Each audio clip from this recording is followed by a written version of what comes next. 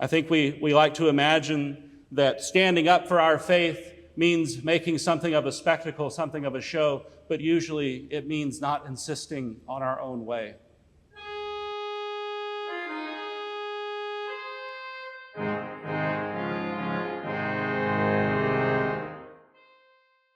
Well, as I was coming home yesterday, strapped into this metal tube flying through the sky at 600 miles an hour, I was reminded of just how not in control I am of things.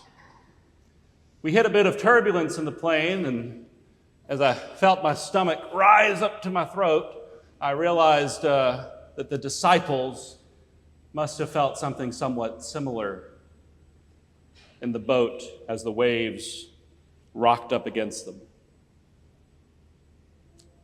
And in thinking of the lessons today, as I was experiencing this rocking back and forth, up and down, I was reminded of a word that just kept coming into my head with every lesson: humility.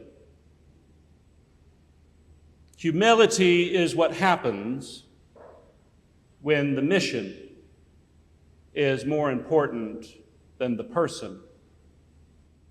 Humility is understanding that at the end of the day, what matters most is not that you have received the praise or credit or even thanks for what you've done, but rather that you have given praise and credit and thanks to the God who is doing something through you. Humility is following God into the storm no matter what happens.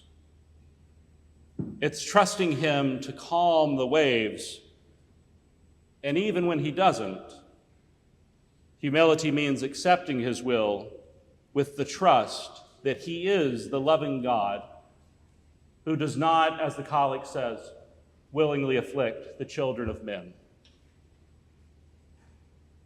We can't know what wonders God is creating with and within us. We can't know whether the seeds we plant today will blossom tomorrow or in 1,000 years. But we can trust, as Paul reminds us in his first letter to the Corinthians, that no work done in the name of the Lord is done in vain. We can trust, as Paul reminds us in Romans, that all things work together for the good of those who love God. And in thinking of love, I was again reminded, as Paul wrote to the Corinthians, that love is patient and kind. It's not envious or boastful or arrogant or rude. It does not insist on its own way.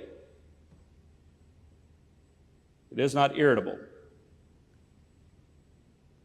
does not rejoice in wrongdoing, but rejoices in the truth. It bears all things, believes all things, hopes all things, and endures all things. I mean, think about Job.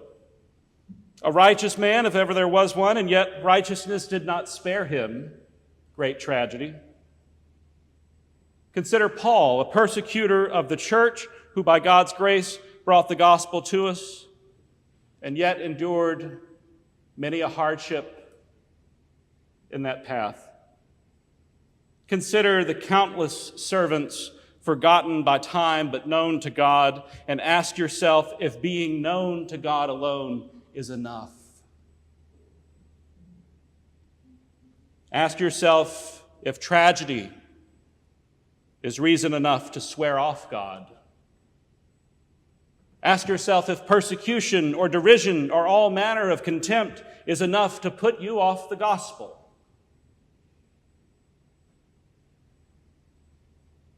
Some of you will know the name Edward Bouvier Pusey. He was a Regius Professor of Hebrew at Oxford University in the middle of the 19th century. And the reason that Dr. Pusey is important is because of his writings, because of his devotion, the things that he did and said while he was alive, we worship the way that we do today.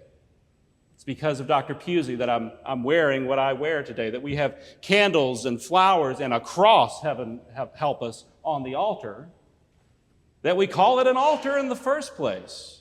All of this was very controversial in the 19th century in the Church of England. But Dr. 𝐒𝐫𝐯 had a vision. 6 years after the death of his wife, which he blamed himself for, Dr. 𝐒𝐫𝐯 approached the vicar of Leeds in England and told him that he had an anonymous donor who wanted to build a church in the city of Leeds. And I don't mean a small church either. This church was to serve some 11,000 people in the slums of Leeds and to be served by a college of priests whom Father 𝐒𝐫𝐯 would select himself. And he wanted to build this church as what he saw as his penance. And so he used his own wealth to fund the building of this church, and he did it all anonymously. He acted as the agent for the donor because he didn't want anyone to know what he was doing. And so he wrote to his friend, Vicar Hook. He was the high church vicar of Leeds, and he said, "I know a person who wishes to make up a broken vow." He wrote that his friend wished to build a church in Leeds, and the only condition being that it should display an inscription above the entrance of the church, "Ye who enter this holy place, pray for the sinner who built it." Father Hook accepted the offer and plans were underway. Throughout the early 1840s, Father 𝐒𝐫𝐯, again acting as the agent of the donor, involved himself in planning the new church and recruiting its clergy. He contacted the architect who understood what his anonymous donor was going for. 𝐒𝐫𝐯's own wish, embodied in the design of the church and its furnishing, was that any worshiper, wherever they looked, they would see a cross. The church itself was to be cruciform, and every window and fitting was to be embellished with a cross, and it would be named Holy Cross Church. Well, troubles started almost immediately, first with the bishop and more troubles with 𝐒𝐫𝐯's friend, Father Hook. The bishop objected to the name Holy Cross. The Church of England, he said, did not accept the legend of the discovery of the Holy Cross, and it could not risk implying that it did. 𝐒𝐫𝐯 reluctantly changed the name to St. Saviour's. The bishop also thought his plan for the church to be served by a group of clergy was far too monastic. The plans for the vicarage made no space for a wife and children. The covered walk connecting the vicarage to the church looked too much like a cloister and could not be permitted.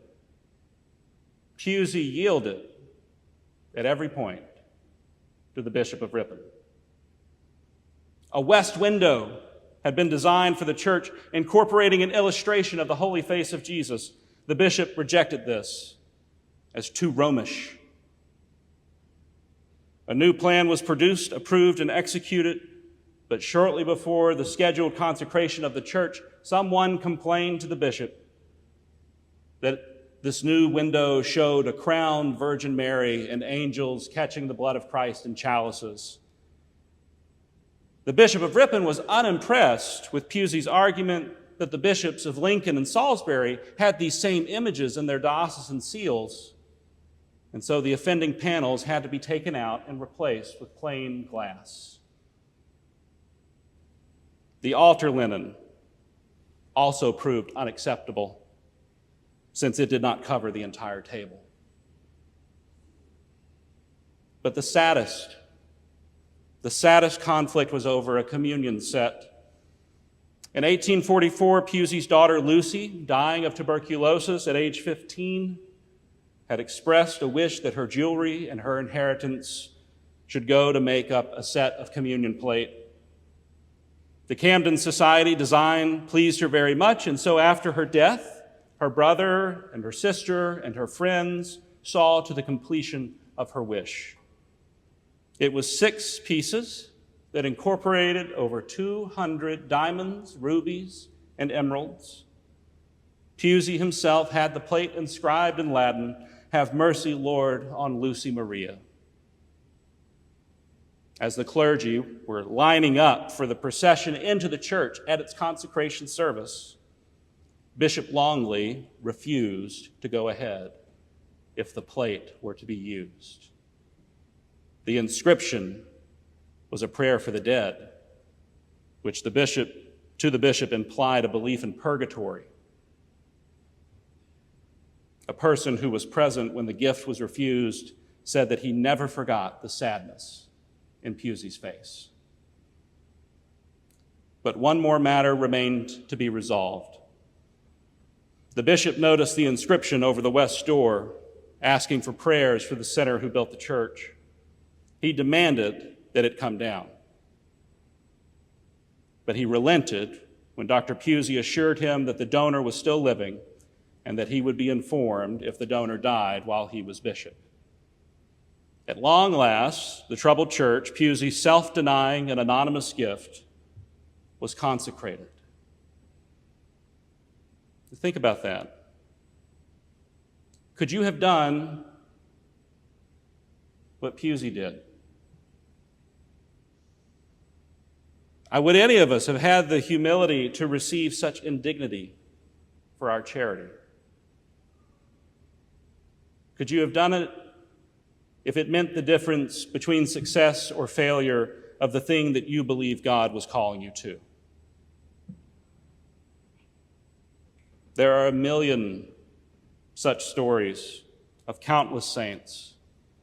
I'm reminded of what George Eliot wrote in her novel Middlemarch, where she said that the growing good of the world is partly dependent on unhistoric acts, and that things are not as ill as they could be between me and you is half owing to the number who lived faithfully a hidden life and rest in unvisited tombs. This is what Jesus calls us to. I think we like to imagine that standing up for our faith means making something of a spectacle, something of a show, but usually it means not insisting on our own way. It means stepping aside if that's what it takes to do what God is calling us to do. This is what Jesus calls us to. But who will answer? Who will answer? We know that the seas and the winds obey him. But can we?